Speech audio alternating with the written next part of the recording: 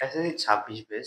তো আজকে আমরা কথা বলবো সাধারণ গণিতের ২য় অধ্যায় সেট অফ ফাংশন থেকে। এই সেট অফ ফাংশন থেকে তোমাদের বোর্ড পরীক্ষায় আসার মতো কিছু গুরুত্বপূর্ণ টপিক তোমাদেরকে আমি আজকে বলে দিব। এই যে টপিক গুলো বলবো, এই টপিক গুলো তুমি বোর্ডে যে কোশ্চেন গুলো এসেছে এবং তোমার বইতে এই রিলেটেড যে ম্যাথ গুলো আছে তুমি জাস্ট এগুলো একটু সমাধান করিও।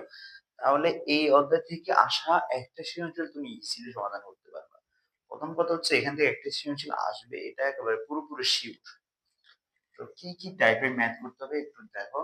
প্রথম হচ্ছে তালিকা পদ্ধতি এবং গঠন পদ্ধতির প্রকাশ।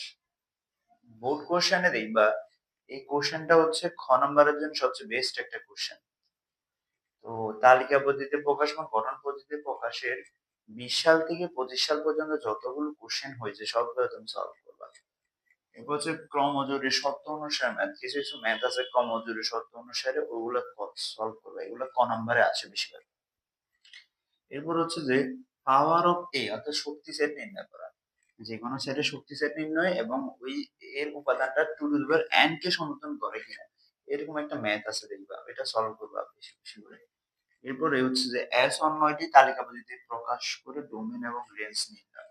এরকম একটা কোশ্চেন ঘ নাম্বার মধ্যে আসতে সব বেশি দেখা যায় যে একটা তোমাকে রিলেশন দিবে অর্থাৎ একটা সত্য দিবে, ওই সত্য অনুসারে তোমাকে যে সত্যটা দিবে ওইটাকে তালিকা পদ্ধতিতে প্রকাশ করতে হবে এবং ওইখান থেকে ডোমেন আর রেঞ্জ বের করতে হবে। এরপর হচ্ছে যে তোমাকে ফাংশন থেকে কোশ্চেন দিবে যে এরকম দিবে যে f of x ইকুয়াল যদি এরকম হয় তাহলে f of 1 by square minus 1 divided by f of 1 by square plus 1 এর মানে নির্ণয় করো।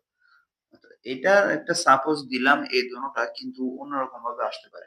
তো তুমি কি করবা 20 সাল থেকে 25 সাল পর্যন্ত এই টাইপের যে কোশ্চেন হয়েছে সবগুলো সলভ করবা, তাহলে দেখবে কমন চলে আসবে।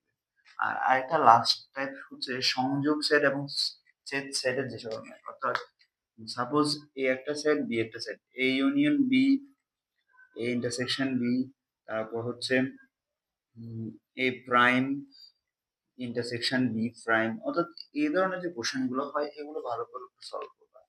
এগুলো সলভ করলে সেট ও ফাংশন থেকে তুমি যে কোনো কোশ্চেন সমাধান করতে পারবে। সবার জন্য শুভকামনা রইলো, সবাই ভালো করে পড়াশোনা করো, আসলে ভালো কিছু হবে। ধন্যবাদ সবাই।